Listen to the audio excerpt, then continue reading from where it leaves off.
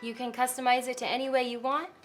You can add multiple scenes, for example, or you can also just go right back to the main one.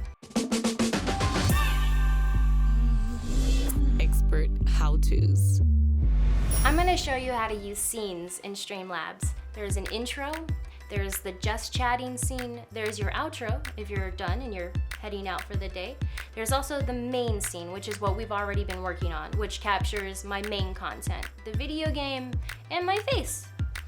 However, in this case, I would like to add an intro, so I'm going to show you how to do that.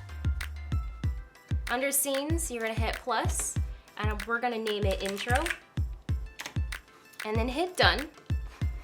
Under it, there's nothing in there, it's brand new. So what I'm gonna do is add a media source, so that way when this scene is active, it'll play it.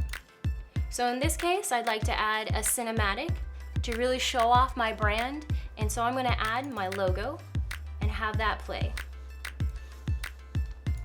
So that's my intro scene, very simple. You can also set it to loop in case you needed some extra time. You can also adjust the speed. So if you'd like the frames to run a little slower, you can bring that down and change it. So for example, I'll make it 65 and it'll run the logo much slower.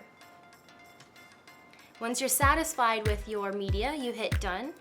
And that's how you make an intro scene. You can always add your little own twist to it. Have fun with it.